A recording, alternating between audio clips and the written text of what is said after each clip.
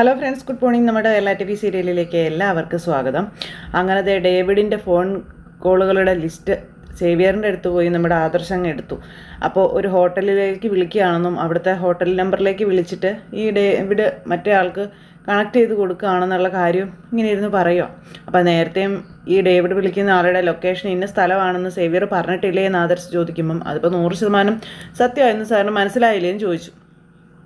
അപ്പോൾ ആ ഹോട്ടലിലേക്ക് വരുന്നതും പോകുന്നതുമായിട്ടുള്ള എല്ലാ കോളുകളുടെ ഡീറ്റെയിൽസ് ഒന്ന് എടുത്തു തരാൻ പറ്റുമെന്ന് ചോദിച്ചു ആദർശ്. അതൊക്കെ എടുത്തു തരാം, പക്ഷേ ആ എക്സ് ആരാണെന്ന് എത്ര ശ്രമിച്ചിട്ടും കണ്ടെത്താൻ കഴിയുന്നില്ല എന്ന് സേവിയർ പറയുക.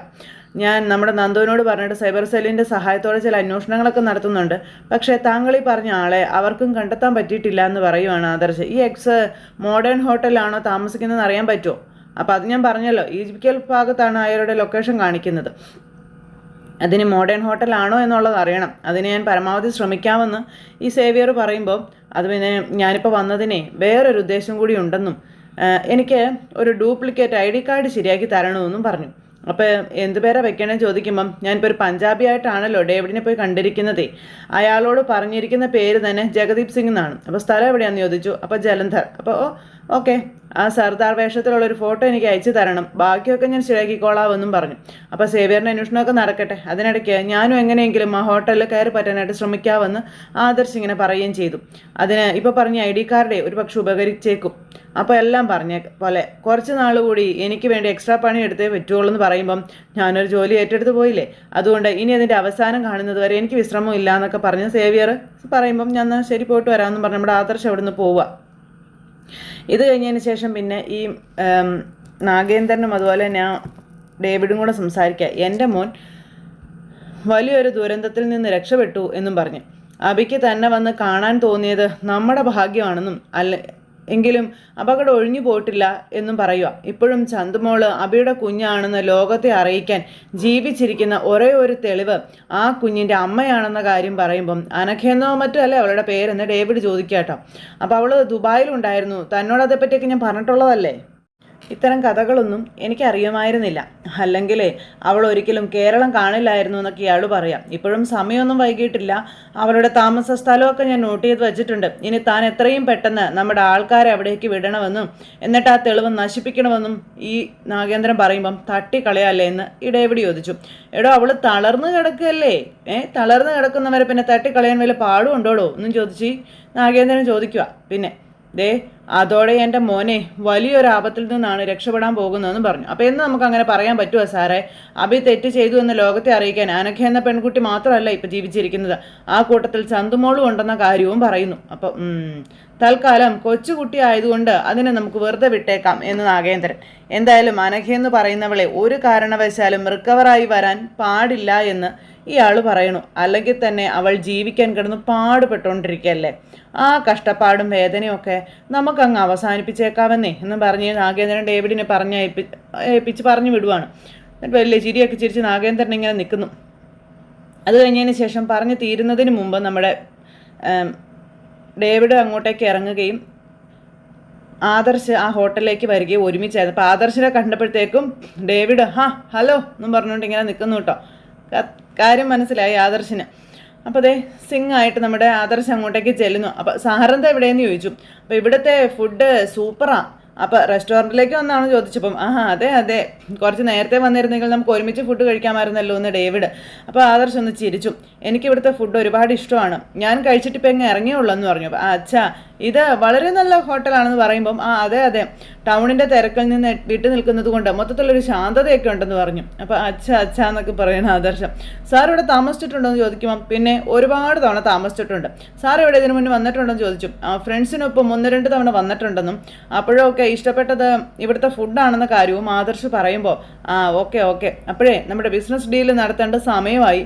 എൻ്റെ നാട്ടിലും ഒരു വലിയ ജ്വല്ലറി ഓപ്പൺ ചെയ്യാൻ പോവുകയാണെന്നും അന്ന് ഡേവിഡ് സാർ വരല്ലേ ഇനോഗ്രേഷൻ എന്ന് ചോദിക്കുമ്പം പിന്നെ തലേദിവസം തന്നെ ഞാൻ വന്നിരിക്കുമെന്ന് പറഞ്ഞു ഡേവിഡ്. പിന്നെ വരുമ്പോഴേ ആ കുട്ടിയില്ലേ ആ മാളവികയും കൂടെ കൂട്ടണം കേട്ടോ എന്ന് പറയുമ്പോൾ അതുപോലെയാണ് മാളവിക കളക്ഷൻസിന് പരസ്യം കൊടുത്തിരിക്കുന്നത് എന്നൊക്കെ പറഞ്ഞപ്പം ഞങ്ങളുടെ മോഡലിനെ അറിയാമല്ലോ, അപ്പോൾ നവ്യെ വേണമെങ്കിൽ പരസ്യത്തിന് ഞങ്ങൾ അങ്ങോട്ട് വിട്ടു തരാമെന്ന് പറയുമ്പോൾ തൽക്കാലം അത് വേണ്ടാന്ന് പറഞ്ഞു. ഞങ്ങൾക്ക് അവിടെ വലിയ വലിയ ഫിലിം സ്റ്റാർസാണ് ഈ ഒരു ഇതൊക്കെ ചെയ്യുന്നതെന്നൊക്കെ പറഞ്ഞ് ഈ കാര്യങ്ങളൊക്കെ പറയുക. അപ്പോൾ മാളവിക എന്ന് പറയുന്ന കുട്ടി മിടിക്കുകയാണെന്നും ആ കുട്ടിയുടെ ഡിസൈൻസിനൊപ്പം ആ കുട്ടിയും ഫേമസ് ആവട്ടെ എന്ന് കരുതിയാണ് അവളെയും കൂട്ടാൻ ഞാൻ പറഞ്ഞതെന്ന കാര്യമൊക്കെ ആദർശ് ഇങ്ങനെ അവിടെ വെച്ച് പറയണം. അപ്പോൾ അതൊക്കെ കേട്ടപ്പോൾ ഓക്കെ സാർ ആയിക്കോട്ടെ സാർ എന്നൊക്കെ പറഞ്ഞുകൊണ്ട് ഡേവിഡ് വലിയത് അപ്പോൾ കൈയൊക്കെ കൊടുത്തിട്ട് ആദർശ് ഇയാളെ പറഞ്ഞു വിട്ടു. എന്നിട്ട് ആദർശ് അകത്തേക്ക് കയറി പോവുക. അയാളെ നോക്കിക്കൊണ്ട് അങ്ങ് പോകുന്നു. ആദർശ് ഇയാളെ തന്നെ നോക്കിക്കൊണ്ട് ഇങ്ങനെ നിൽക്കുന്നു. അയാളങ്ങ് പോയി കഴിയുമ്പോൾ ആദർശ് റിസപ്ഷനിലേക്ക് കയറി ചെന്നു. അപ്പോൾ ഇതേ ഇവിടെ കുറച്ച് സൈലൻ്റ് ആയിട്ടുള്ള ഏരിയ ആണല്ലോ, കൊള്ളാമല്ലോ എന്നൊക്കെ പറഞ്ഞു. പിന്നെ ഇവിടെ ഡ്രിങ്ക്സ് അപ്പോൾ ഇല്ല സാർ, പിന്നെ കൊണ്ടുവരുന്നവർക്ക് വേണമെങ്കിൽ ഉപയോഗിക്കാം, അത്രേ ഉള്ളൂ എന്നൊക്കെ പറയാം. അപ്പോൾ ഓ ആയിക്കോട്ടെ അച്ഛാ അതേപ്പറ്റി ഞാനും അറിഞ്ഞിരുന്നു, അതുകൊണ്ടാണ് ഞാൻ ഇത്രയും ഡീറ്റെയിൽസും കാര്യങ്ങളൊക്കെ ചോദിക്കുന്നത് കേട്ടോ എന്നൊക്കെ പറഞ്ഞ് ആദർശ് കുറേ സംസാരിച്ചു. പിന്നെ റൂം റെൻ്റ് എത്രയായാലും കുഴപ്പമില്ല, എനിക്കൊരു സ്വീറ്റ് റൂം തന്നെ വേണമെന്ന് പറഞ്ഞു. അപ്പോൾ അത് കുറവാണ് സാർ എന്ന് പറയുമ്പം ഓ അല്ല അപ്പോൾ ഒഴിവുള്ള റൂം തന്നാൽ മതി, കുഴപ്പമില്ല എന്ന് പറഞ്ഞു. അപ്പോൾ ശരി ഓക്കെ എന്ന് പറഞ്ഞു. എന്തായാലും എനിക്ക് ഈ ഹോട്ടലിൽ കുറച്ച് ദിവസം താമസിക്കണം എന്ന് ആദർശ് ഇങ്ങനെ പറയുക. അപ്പോൾ ഓക്കെ ശരി എന്നാലെന്നും പറഞ്ഞൊക്കെ ആദർശ് എല്ലാം സെറ്റ് ചെയ്തിട്ട് അവിടെ നിന്ന് അങ്ങ് പോകണം. ആദർശ് അവിടെ നിന്ന് അങ്ങ് പോകുന്ന സമയത്ത് തിരിഞ്ഞു വന്നിട്ട് അതെ ഇപ്പോൾ അങ്ങോട്ട് പോയില്ലേ ഡേവിഡ് സാറ്, ഞാൻ അദ്ദേഹത്തിൻ്റെ ഒരു കസ്റ്റമർ ആണെന്ന കാര്യം പറയുമ്പം ആഹാ എന്നാൽ അത് ആദ്യമേ പറയണ്ടേ സാർ, അദ്ദേഹം ഇടയ്ക്കിടയ്ക്ക് ഇവിടെ വരാറുണ്ടെന്ന് പറഞ്ഞല്ലോ. അപ്പോൾ വരാറുണ്ടെന്ന് പറഞ്ഞു. അപ്പോൾ താമസിക്കാറുണ്ടല്ലേ, അപ്പോൾ വല്ലപ്പോഴുമാണ് താമസിക്കാറുള്ളൂ. അദ്ദേഹം വന്നു കഴിഞ്ഞാലേ ഞങ്ങൾ സ്പെഷ്യൽ ഫുഡൊക്കെ ഉണ്ടാക്കി കൊടുക്കാറുണ്ടെന്നൊക്കെ പറഞ്ഞപ്പോൾ എന്നാൽ പിന്നെ എനിക്കും വേണം സ്പെഷ്യൽ ഫുഡൊക്കെ. അപ്പോൾ ഡേവിഡ് സാറിൻ്റെ ഫ്രണ്ടല്ലേ, അപ്പോൾ പിന്നെ ഒന്നിനും ഒരു കുറവും ഉണ്ടാവില്ല സാർ എന്ന് പറഞ്ഞു. അപ്പോൾ ഓക്കെ താങ്ക് യു ഓക്കെ എന്നും പറഞ്ഞ് നമ്മുടെ ആദർശ് അവിടെ നിന്ന് അങ്ങ് പോയി. ആദർശ് പോയി കഴിഞ്ഞപ്പോഴേക്കും ആ പെണ്ണ് നമ്മുടെ ആദർശ് കൊടുത്ത ID കാർഡൊക്കെ വെച്ച് അവിടെ ഏതാണ്ടൊക്കെ എഴുതിക്കൊണ്ടൊക്കെ ഇരിക്കുന്നു. നമ്മുടെ ആദർശ് എന്നിട്ട് ചെന്നു വണ്ടിയിലേക്ക് കയറി അവിടെ നിന്ന് അങ്ങ് പോകുന്നു. തൊട്ടടുത്ത നിമിഷം അനഘയുടെ വീട്ടിലേക്ക് ഡേവിഡ് അയച്ച ഗുണ്ടകളെത്തുക. അടുക്കളയിലേക്ക് കയറി ചെന്ന് ആ ചേച്ചിയെ ഉപദ്രവിക്കുവാണ്. അതായത് നമ്മുടെ അനഘയെ നോക്കുന്നത്. അപ്പോൾ ആരാ നിങ്ങളൊക്കെ എന്ന് ചോദിച്ചാൽ ചേച്ചി പിടിച്ചൊരു ഒറ്റ തള്ളും തള്ളിച്ച് ഇവർ അനഘയുടെ അടുത്തേക്ക് ചെല്ലുന്നു. എന്നിട്ട് ഇതിലെല്ലാം കയറി നോക്കുക കേട്ടോ. അപ്പോൾ എന്താ നിങ്ങൾക്ക് വേണ്ടത്? അപ്പോൾ ഇവിടെ ഒരുത്തി തളർന്ന് കിടപ്പുണ്ടായിരുന്നില്ല, അവൾ എന്തിയെന്ന് ചോദിച്ചു. അപ്പോൾ അറിയില്ല സാറേ, കുറേ ആൾക്കാർ വന്ന് അനഘമ്മളെ നേരത്തെ എടുത്തുകൊണ്ട് പോയെന്ന് പറയുമ്പോഴേക്കും എപ്പോഴാണ് ഈ കൊണ്ടുപോയതെന്ന് ചോദിച്ചു. അപ്പോൾ എനിക്ക് അറിയത്തില്ല എന്നും കുറച്ച് മുമ്പാണെന്നും ആ ചേച്ചി പറഞ്ഞു. ആരാ കൊണ്ടുപോയെന്ന് അറിയില്ലേന്ന് ചോദിച്ചു. അപ്പോൾ അറിയില്ല സാറേ, അവർ വന്ന് വണ്ടി കയറ്റിക്കൊണ്ട് പോകുമായിരുന്നു എന്ന കാര്യമൊക്കെ പറയുമ്പോൾ ഇവന്മാർ അങ്ങോട്ടും ഇങ്ങോട്ടും നോക്കുന്നു. എങ്ങോട്ടാ കൊണ്ടുപോയെന്ന് എനിക്ക് അറിയത്തില്ല സാറേ എന്നൊക്കെ പറഞ്ഞ് ഭയങ്കര ഇത്. അവരെയൊന്നും ഇതിനു മുന്നേ ഞാൻ കണ്ടിട്ട് പോലും ഇല്ല എന്നും പറയുക. ഞാൻ ആകെ ഭയന്നിരിക്കായിരുന്നു എന്നൊക്കെ പറയുമ്പോഴേക്കും മാറ എങ്ങോട്ടെന്നും പറഞ്ഞാൽ ചേച്ചിയെ പിടിച്ച് തള്ളിയ ചവന്മാരങ്ങ് ഇറങ്ങിപ്പോയി. ഈ സമയത്ത് നയനയുടെ അരികിലാണ് അനഘ. അങ്ങനെ അനഘയുടെ തലയിലൊക്കെ തലോടി അനഘ തൊട്ടരികിൽ ആദർശം നയന ഇങ്ങനെ ഇരിക്കുവാണ്. അപ്പോൾ എന്തായാലും അനഘയെ അവർ അവിടുന്ന് രക്ഷിച്ചു. അങ്ങനെ അനഘ എന്നിട്ട് ആദർശിനെയൊക്കെ ഇങ്ങനെ നോക്കിക്കൊണ്ട് ഇങ്ങനെ കിടക്കും. അപ്പോൾ അനഘ ഒന്നുകൊണ്ട് പേടിക്കേണ്ട, അനഘ അപായപ്പെടുത്താൻ സാധ്യതയുണ്ട് എന്ന് എനിക്കൊരു സൂചന കിട്ടിയിരുന്നു, അതുകൊണ്ടാണ് ഞങ്ങൾക്ക് രക്ഷിക്കാൻ പറ്റിയത് എന്ന് ആദർശ് അനഘയോട് പറയുക. അപ്പം നയന ഇപ്പം അനഘ റിക്കവറായിട്ട് വരികയാണെന്നും കൈകളൊക്കെ ചലിക്കാൻ തുടങ്ങിയിട്ടുണ്ടെന്നും ഇനി സംസാരശേഷി എടുക്കാനും എഴുന്നേറ്റിരിക്കാനും ഒക്കെ കഴിയുമെന്ന് ഡോക്ടർക്ക് നല്ല പ്രതീക്ഷയുണ്ടെന്നുള്ള കാര്യങ്ങളും പറയുക കേട്ടോ. അങ്ങനെ വരുമ്പോഴേ ശത്രുക്കൾ കൂടുതൽ അപകടങ്ങൾ വരുത്താനുള്ള സാധ്യതകൾ ഉണ്ടെന്ന കാര്യവും അത് നമുക്ക് എങ്ങനെയെങ്കിലും ഒഴിവാക്കിയേ പറ്റുമെന്നുള്ള കാര്യവും ആദർശ് പറഞ്ഞു. എന്നാലും ആ വന്നവന്മാരെ ആരാണ് പറഞ്ഞു വിട്ടതെന്ന് അറിയണ്ടേ ആദർശേട്ടാ എന്ന് ചോദിക്കുമ്പം അതിന് പിന്നിൽ അവൻ തന്നെയായിരിക്കും അഭി എന്ന കാര്യം ആദർശ് നയനയോട് പറയാം. നവ്യ അവൻ എന്തൊക്കെയോ പറഞ്ഞ് തെറ്റിദ്ധരിപ്പിച്ച് വെച്ചിരിക്കുകയാണെന്നും പക്ഷേ ഇപ്പോഴും അവൻ അറിയാം ജീവിച്ചിരിക്കുന്ന തെളിവാണ് അനഘയെന്ന്. അതുകൊണ്ട് ഇനി അവൻ്റെ ഭാഗത്തു നിന്ന് ഇതുപോലുള്ള സംഭവങ്ങൾ ആവർത്തിച്ചുകൊണ്ടേയിരിക്കുമെന്നും അത് ഉറപ്പാണെന്നും ആദർശ് ഇങ്ങനെ ഇവരോട് രണ്ടുപേരോടുമായിട്ട് പറയുക. അതുകൊണ്ട് ശ്രദ്ധയോടെ നമ്മൾ മുന്നോട്ട് പോയേ പറ്റുമെന്നും ഇത് വളരെ സുരക്ഷിതമായിട്ടുള്ള ഒരു സ്ഥലമാണ്, ഇവിടേക്ക് ഇനി വേറെ ആരും വരാൻ പോകുന്നില്ല എന്നും ആദർശ് ഇങ്ങനെ ഇവരോട് പറയുകയും ചെയ്തു. ഇനി അനഘയ്ക്ക് ഒരു അപകടവും വരാത്ത രീതിയിൽ ഞാനിവിടെ സേഫ് ആക്കിയിട്ടുണ്ടെന്നും പറഞ്ഞു. അപ്പോൾ ഈ നയന പറഞ്ഞു എന്തുകൊണ്ടും പേടിക്കേണ്ട, എല്ലാം നേരെയാകുന്നപ്പോഴത്തേക്ക് അനഘയ്ക്ക് കരച്ചിൽ വന്നു. അനഘ ഇങ്ങനെ കരയും കേട്ടോ. ഈ സമയത്ത് നമ്മുടെ നന്ദു അവന്മാർ വീട്ടിലേക്ക് വന്നതും ഇതെല്ലാം CCTVയിൽ കാണും, അതായത് അനഘയുടെ വീട്ടിലേക്ക്. അപ്പോൾ ഇതെല്ലാം കണ്ട നമ്മുടെ നന്ദു ഇങ്ങനെ ഭയങ്കര കലിപ്പിൽ ഇങ്ങനെ ഇരിക്കും കേട്ടോ. തൊട്ടടുത്ത നിമിഷം നമ്മുടെ നന്ദു പോലീസ് സ്റ്റേഷനിൽ നിന്ന് ഇറങ്ങി ആ ഗുണ്ടകൾ ഇരിക്കുന്നിടത്തേക്ക് ചെന്നു. അമ്മാരവിടെ ചീട്ട് കളിച്ചുകൊണ്ടിരിക്കാം. അപ്പോൾ പോലീസ് വന്നു എന്നും പറഞ്ഞുകൊണ്ട് വേറെ ഒരുത്തൻ പറയുമ്പോൾ പോലീസുകാർക്ക് ജീപ്പ് ഉള്ളതുകൊണ്ട് അവരിടയ്ക്കൊക്കെ വരും പോകും എന്നൊക്കെ പറഞ്ഞുകൊണ്ട് ഇവന്മാർ കളിയാക്കുക നന്ദുവിനെയൊക്കെ. അപ്പോൾ വാടോ എന്നും പറഞ്ഞ് നന്ദു ഇവന്മാരുടെ അടുത്തേക്ക് ചെല്ലും കേട്ടോ. അപ്പോൾ ഇവന്മാർ നന്ദുവിനെ കണ്ടിട്ട് ഒരു കൂസലും ഇല്ലാതിരുന്ന് ചീട്ട് കളിച്ചുകൊണ്ടിരിക്കാം. ആ സമയത്ത് നമ്മുടെ നന്ദുമാരുടെ അടുത്തേക്ക് ചെന്നിട്ട് എടോ നിങ്ങൾ രണ്ടും വന്ന് വണ്ടി കയറാൻ പറഞ്ഞു. അപ്പോൾ ഇവന്മാർ എന്നൊക്കെ പറഞ്ഞുകൊണ്ട് ഇങ്ങനെ ഇരിക്കുന്നു. എഴുന്നേറ്റു. ഞങ്ങൾ സ്റ്റേഷനിലോട്ട് വന്നാൽ പോരെ മേഡം, അപ്പം ഞങ്ങളെ വെറുതെ ബലമായിട്ട് കൂട്ടിക്കൊണ്ട് പോകണോ എന്ന് ചോദിച്ചപ്പം ഇവനൊക്കെ പിടിച്ച് ജീപ്പിൽ കെട്ടിടോ എന്ന് പറഞ്ഞു. അപ്പോഴത്തേക്ക് മറ്റേ പോലീസുകാർ ഇവന്മാരെ പിടിച്ചപ്പോൾ പോലീസുകാരന്മാരെ തള്ളി വീഴ്ചു. കൂട്ടത്തു നന്ദു അവനിട്ട് ഒരൊറ്റ വരണം. രണ്ടവന്മാരെ ഇടിച്ച് ഇഞ്ച പരുവാക്കി. നന്ദുവിനെ പിടിച്ചു നിർത്തി വലിയ ഷോ കാണിക്കാൻ വന്ന അവന്മാർ. പക്ഷെ നമ്മുടെ ആദർശ് അതിൻ്റെ ഇടയ്ക്ക് ചെന്നു. ആദർശ് ചെല്ലുമെന്ന് ആരും പ്രതീക്ഷിച്ചില്ല.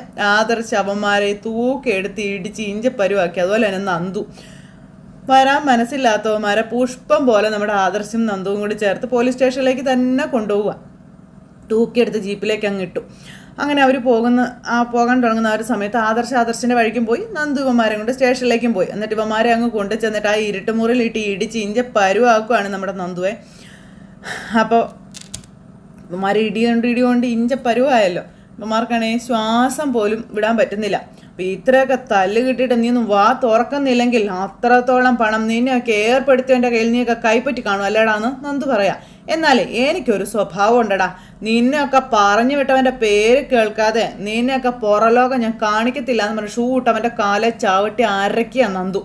അയ്യോ അപ്പം ഞങ്ങൾക്കറിയില്ല മേഡം എന്ന് പറഞ്ഞ് ഇവനിങ്ങനെ പറയുന്നു. നന്ദു അരയ്ക്കുക കാലിട്ട് വീണ്ടും. അങ്ങനെ അവനെ പിന്നെ കുനിച്ച് നിർത്തി.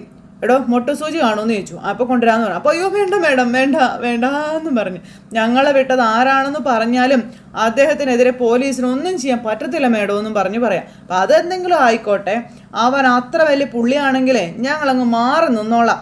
എന്നാലും അത് ആരാണെന്ന് അറിയണമല്ലോ, പറയടാന്ന് പറഞ്ഞു. പറഞ്ഞിട്ട് നീ പോയാൽ മതിയെന്നും. അപ്പോൾ ഡേവിഡ് സാറാണെന്ന് പറയുമ്പം ഡേവിഡ് സാറോ, ആരാടാ ഈ ഡേവിഡ് സാറെന്ന് ചോദിച്ചു. AN ജ്വല്ലറിയുടെ MD ഡേവിഡ് ആണോടാന്ന് ചോദിക്കുമ്പം അതെ എന്ന് പറഞ്ഞു. അപ്പോഴത്തേക്കും നമ്മുടെ നന്ദു ഇങ്ങനെ പോലീസുകാരെ നോക്കുക. പണിപാളി എന്ന് മനസ്സിലായി കൂടെ നിന്ന് ASIക്ക്. പിന്നെ ഞാൻ കരുതിയത് നിന്റെ നാവിന്ന് വരുന്നത് അഭി എന്ന പേരാണെന്നാണെന്നുള്ള കാര്യവും പറഞ്ഞ് ഇതൊട്ടും പ്രതീക്ഷിക്കാത്ത ആളായി പോയല്ലോ എന്ന് നന്ദു. ശരി, ഇതോടെ നിർത്തി. എന്നാ പിന്നെ ഇങ്ങോട്ട് വരുന്നത് മുന്നേ ഈ പേരങ്ങ് പറഞ്ഞുകൂടായിരുന്നോടാ നിനക്കെന്നും ചോദിച്ചു നമ്മുടെ നന്ദു ഓടുന്ന് അങ്ങ് ഇറങ്ങിപ്പോയി. നന്ദു പോയ സമയത്ത് കൂടെയുള്ള പോലീസുകാരൻ, അതായത് നമ്മുടെ ASI സാർ വന്ന് ഇവന്മാരുടെ മുന്നിൽ ഇരുന്നിട്ട് എന്നും പറഞ്ഞ് ഇവന്മാരെ ഇങ്ങനെ അടിമുടി നോക്കുക. 2 ദിവസത്തേക്ക് നിനക്കൊന്നും വെള്ളം ഇറക്കാൻ പറ്റത്തില്ല എന്നും. ദേ അവരെ കളരി അറിയാവോ എന്നും ചോദിച്ചാൽ സാർ ഇവിടെ നിന്ന് ഇങ്ങനെ പറയാം. പിന്നെ എപ്പോഴെങ്കിലും ചോദിച്ചാൽ മതി, അവർ മറുമരുന്നും പറഞ്ഞു തരും കേട്ടോ എന്നും പറഞ്ഞാൽ ഇയാൾ അങ്ങ് പോയി. പിന്നെ കാണിക്കുന്ന ഡേവിഡിനെ കേട്ടോ. ഡേവിഡ് ഇങ്ങനെ ഓഫീസിൽ ഇരിക്കുമ്പോൾ നമ്മുടെ നന്ദു ഈ ഡേവിഡിൻ്റെ ക്യാബിലേക്ക് കയറി ചെന്നു. ഡേവിഡാണെങ്കിൽ നന്ദുവിന് ആലുവ മണപ്പുറത്ത് കണ്ട പരിചയം പോലും കാണിക്കുന്നില്ല കേട്ടോ. മിസ്റ്റർ ഡേവിഡ് എന്നും പറഞ്ഞ് വിളിക്കുമ്പം എന്നൊക്കെ പറഞ്ഞ് ഭയങ്കര ഓരോ ആക്ഷൻ കാണിക്കലൊക്കെ ഡേവിഡ്. നന്ദുവും കയറി ചെന്നു. അല്ല എന്താ മേഡം പോലീസിൻ്റെ ആവശ്യമൊക്കെ? അപ്പം നിങ്ങളെ അറസ്റ്റ് ചെയ്യാൻ വന്നതാണെന്ന് പറയുമ്പോഴേക്കും ഡേവിഡ് ഇങ്ങനെ നോക്കുക. മനസ്സിലായില്ലേ എന്നെയോ? എന്തിനാണെന്ന് ചോദിച്ചു. അപ്പം അത് തന്നെയാണ് എനിക്കും ചോദിക്കാനുള്ളതെന്ന് പറയുമ്പോഴേക്കും അനഘ എന്ന പെൺകുട്ടിയെ കൊല്ലുന്നത് കൊണ്ട് താങ്കൾക്ക് എന്ത് ലാഭമാണ് ഉള്ളത് എന്ന് ചോദിച്ചു. പിന്നെ അല്ലെങ്കിൽ തന്നെ ഇപ്പം കേരളത്തിലെ നമ്പർ 1 ജ്വല്ലറിയായി AN ജ്വല്ലറി മാറിക്കൊണ്ടിരിക്കുകയല്ലേ, അതിൽ നിന്നും കോടികൾ ലാഭം ഉണ്ടാക്കുന്നുണ്ടല്ലോ. അപ്പോഴേക്കും ഡേവിഡിന് കലി. പിന്നെ പാവപ്പെട്ട അതും ചലനശേഷിയില്ലാത്തൊരു പെൺകുട്ടിയെ ഗുണ്ടകളെ വിട്ട് കൊല്ലുന്നതിൽ നിങ്ങൾക്ക് എന്ത് ലാഭമുണ്ടെന്നാണ് ഞാൻ ചോദിച്ചത് എന്ന് പറയുമ്പം എന്താ കൊച്ചെ നീ പറയുന്നേ, ഈ SI എന്ന് പറയുന്നതേ അത്ര വലിയ റാങ്കൊന്നും അല്ല. കാക്കിയുടെ ബലത്തിൽ മാന്യന്മാരുടെ മുന്നിൽ വലിഞ്ഞു കയറി വന്നിട്ട് വായിൽ തോന്നുന്നത് വിളിച്ചു പറയരുതെന്നും പറഞ്ഞ് നന്ദുവിനെ ഇയാൾ കളിയാക്കുക. ഏതാണ് ഈ അനഘ? അപ്പോൾ അനഘ ആരാണെന്ന് നിങ്ങൾക്ക് വ്യക്തമായിട്ട് അറിയാം. അപ്പോഴേക്കും ഡേവിഡിൻ്റെ ഭാവമൊക്കെ മാറി. അനഘയെ കൊല്ലാൻ ഗുണ്ടകളെ വിട്ടത് നിങ്ങളാണെന്നും അറിയാം.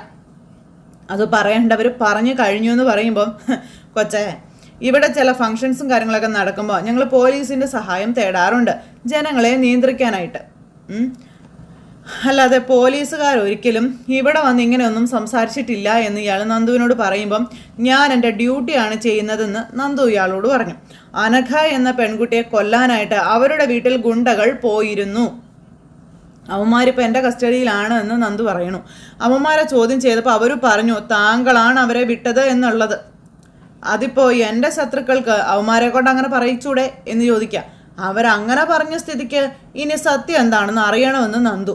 അതിന് നിങ്ങളെ വിശദമായി ചോദ്യം ചെയ്തേ പറ്റുമെന്നും പ്ലീസ് കം എന്നും പറഞ്ഞു നന്ദു അങ്ങ് ഇറങ്ങാൻ തുടങ്ങിയപ്പോഴേക്കും നന്ദുവിൻ്റെ ഫോണിലേക്ക് കോൾ വന്നു. അപ്പോൾ ദേ മോളിൽ നിന്നുള്ള വിളിയാ. അപ്പോൾ ഹലോ സർ എന്നും പറഞ്ഞു നന്ദു ഓക്കെ ഒക്കെ പറയുക സാറിനോട്. ഡേവിഡ് അവിടെ നിന്ന് ഇങ്ങനെ കളിയാക്കി ചിരിച്ചുകൊണ്ടിരിക്കുന്നു. അപ്പോൾ ഡേവിഡ് വിളിച്ചത് IG ആണല്ലേ എന്ന് ചോദിച്ചേ. അറസ്റ്റും പുല്ലും ഒന്നും വേണ്ടാന്ന് പറഞ്ഞല്ലേ എന്നൊക്കെ ചോദിക്കുമ്പോൾ നന്ദുവിന് കലി കാരണം ഒരു രക്ഷയില്ല. പിന്നെ എന്തിനാ ഇവിടെ നിൽക്കുന്നേ, വന്ന പോലെ തന്നെ അങ്ങ് പോയിക്കൂടെ എന്നൊക്കെ ചോദിക്കുമ്പം പണവും സ്വാധീനം ഉണ്ടെന്ന് കരുതി എല്ലാവരെയും വിലക്കെടുക്കാമെന്ന് കരുതരുത് എന്ന് നന്ദു പറഞ്ഞപ്പം അതുകൊണ്ട് എന്താ എന്നെ അങ്ങ് വിലങ്ങ് വയ്ക്കണോ എന്ന് ഇയാൾ ചോദിക്കാം. ഹൈജി വിളിക്കുമ്പം അതനുസരിക്കാനല്ലേ എന്നെ കൊണ്ട് പറ്റുമോ എന്ന് നന്ദു ചോദിക്കാട്ടോ. പക്ഷേ നിങ്ങളാണ് ആ ഗുണ്ടകളെ വിട്ടതെന്ന് എനിക്ക് ഉറപ്പുണ്ട് എന്ന് നന്ദു ഡേവിഡിനോട് പറയുന്നു. അതുപോലെ തന്നെ മുൻപ് സ്വർണം കടത്തിയ കാറിന്റെ ഡ്രൈവറുടെ കൊലപാതകത്തിന് പിന്നിലും താങ്കളാണെന്ന് എനിക്ക് അറിയാമെന്ന് നന്ദു പറയുമ്പം, ആഹാ, ഈ നാട്ടിൽ നടക്കുന്ന എല്ലാ കൊലപാതകങ്ങളും എൻ്റെ തലയിലേക്ക് കെട്ടിവെക്ക്. ഒരുത്തനെ കൊന്നെന്ന് പറയുന്നു, ഒരുത്തനെ കൊല്ലാൻ ആളെ വിട്ടെന്ന് പറയുന്നു. എൻ്റെ പൊന്നു കൊച്ചേ, എനിക്ക് ബിസിനസ് നടത്തി തന്നെ എൻ്റെ തല ചൂടായിട്ടിരിക്കുക. അപ്പോൾ നിർത്തണമെന്ന് പറഞ്ഞു നന്ദു. അതിൻ്റെ ഇടയിലെ ഓരോരോ വേണ്ടാത്ത സംസാരം എന്ന് പറഞ്ഞ് നിൽക്കുമ്പം എല്ലാ കാലവും എല്ലാവരെയും പറ്റിക്കാവുന്നത് നിങ്ങൾ കരുതണ്ടെന്ന് നന്ദു നേരം പറഞ്ഞു. എപ്പോഴും രക്ഷപ്പെട്ടൊന്നും വരികയില്ല, അത് ഓർത്തു വെച്ചോ നീ എന്നും പറഞ്ഞ് നന്ദു അവിടെ നിന്ന് പോകാനായിട്ട് തുടങ്ങുന്നു. അപ്പോൾ എന്നാലും ഇയാൾ എന്തിനായിരിക്കും അനക്കയെ കൊല്ലാൻ നോക്കിയെന്ന് നമ്മുടെ നന്ദു നിന്ന് ചിന്തിക്കുന്നത് കണ്ടെത്തിയേ പറ്റുമെന്ന് പറഞ്ഞ് നന്ദു അവിടെ നിന്ന് പോയപ്പോൾ ഡേവിഡ് ഇങ്ങനെ അവിടെ ചിരിച്ചുകൊണ്ട് അങ്ങനെ നിൽക്കുക. അതേസമയം പിന്നെ കാണിക്കുന്ന മുത്തശ്ശനെയും മുത്തശ്ശി. അപ്പോൾ മുത്തശ്ശൻ അവിടെ ഒരു നെക്ലേസ് ഒക്കെ എടുത്തുകൊണ്ട് അങ്ങനെ ഇരിക്കുക കേട്ടോ. അപ്പോൾ മുത്തശ്ശി വന്നിട്ട് ചോദിച്ചാൽ ആർക്കാ ഈ നെക്ലേസ് എന്ന്. അപ്പോൾ വേറെ ആർക്കാടോ, തൻ്റെ മരുമോൾക്ക് തന്നെ. അപ്പം എന്നും പറഞ്ഞ് ഇവർ തമ്മിൽ സംസാരിച്ചുകൊണ്ടിരിക്കുന്ന ഒരു സിറ്റുവേഷൻ കാണിച്ചുകൊണ്ട് ഇന്നത്തെ കഥ അവസാനിച്ചു. അപ്പോൾ എല്ലാവർക്കും നല്ലൊരു ദിവസം ആശംസിക്കാം കേട്ടോ. വീണ്ടും കാണുന്നത് വരെ എല്ലാവർക്കും Tata, say again, take care, bye bye.